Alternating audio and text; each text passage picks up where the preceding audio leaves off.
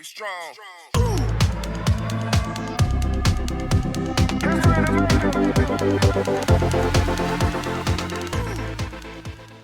And your brain is the most powerful weapon. I talk about that in one of these chapters. Your brain is the most powerful weapon in the world. Once you put away your phones and your computers and all that shit we have nowadays, yeah, it's great. We're up to date, but your brain is the only thing you have when you're going through depression, when you're going through hard times, when you're going through death, real life shit. You can't Google that shit, man.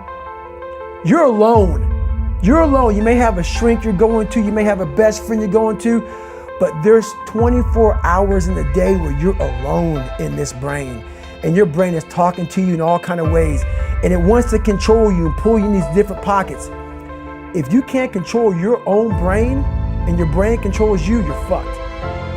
You gotta tell your brain where you wanna go and how you wanna go and how you wanna get there. You gotta control it. If not, it's over.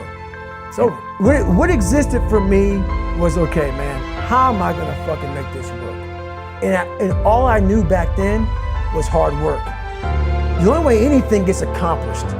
That's all I heard back in those days. You gotta work hard. You gotta work hard. I'm not getting I can't get this paragraph. I can't remember what the fuck's in this paragraph to pass this test to get in the military. Read again. Still not getting it. Read again. But if you're not getting it, write it out. And that's how I started learning. Okay, well, I gotta write out every fucking thing I do. And then write it out again. And write it out again. And guess what happened? I got it. I got it. I can't swim. I'm negative buoyant. Go back again. I can't swim. Go back again. Go back again. Go back again. I got it. I realized if I keep going back and going back and going back until the shit just becomes, your mind will say, fuck, okay, we're gonna figure it out, because he is not going to stop. It's not like I'm gonna try one more time. No, it's just like alarm clock goes off, boop, we're going back. I can't read right, we're going back. I gave myself no way out, and my mind realized that. They said, okay, we're gonna adapt and overcome now. A lot of people say, like when I say trying hard, your mind knows, man. It knows this guy's bullshitting me, man. This guy's lying. There's no truth behind it. When I was in Navy SEAL training, people go, how were you there for 18 months? The program was only 6 months long. You were in 3 hell weeks in 1 year. No one's ever done that. How did you do that? I talk about the new norm. When I lived in a $7 a month place when I was growing up for a short period of time, I loved it. I didn't know any different. That was my norm. Once we moved out of that place, we moved to a $236 a month place. I was like, shit, I never want to go back to that little piece of shit. But if you go back to that $7 a month place and you realize this is where I live, this is all I got, your mind says, roger that, this is home. So when I was going through Navy SEAL training for 18 months and going back through all the hard parts over and over again, I told myself after the first time, I knew it was gonna be a long journey there. My body was breaking down. It was just how it was going on. I said, you know what, this is my new norm. So my mind said, it's like going to work. Like you go to work, you put your suit and tie on, I go into suffering every day. Every day, suffering, being broken, duct taping my feet up, stress fractures, shin splints, being broken. This is my new norm. And your mind says, if we're not broken, this ain't normal. We gotta be broken. So then your mind starts to get tougher and tougher and more callous. People go, how did you run on broken feet? Broken shins. My mind knew this is how we operate. We're in Navy SEAL training. This is what we are. I became hell. And that became my new norm. I gave myself no way out. There was nothing outside these walls of hell. Nothing. I love God, but for a short period of time, I became the devil, because that was hell. I became the boss, the owner, the CEO of Navy SEAL training. That was my mindset. And that's how you get through things. You immerse yourself in wherever it is, and you become that. You become that and give yourself no way out. The mind has the tactical advantage over you. at all times. At all times of your life, the mind has a tactical advantage over you. Why is that? It knows what you're afraid of. It knows your insecurities. It knows your deep, dark lies. And it starts to push you away from that shit. It pushes you in a direction that is comfortable. The mind controls everything. So what I realized was that when I was growing up and I was 300 pounds and I got all fat and I got all insecure, I realized that my mind kept taking me in this direction. When things got uncomfortable for me, when I was facing my insecurities, when I was facing my fears, my mind said, oh no, we have a tactical advantage. We need to get you, separate you from this feeling over your life. It's all about feelings. We want the happy feeling. We don't want that feeling of this sucks. Why am I here? And you don't have any, so you can't answer those questions, so you leave.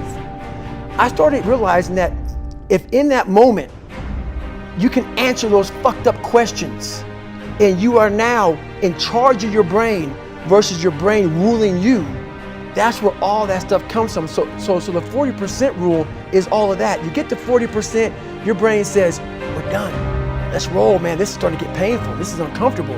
So you sit down. That's where the 40% rule kicks in.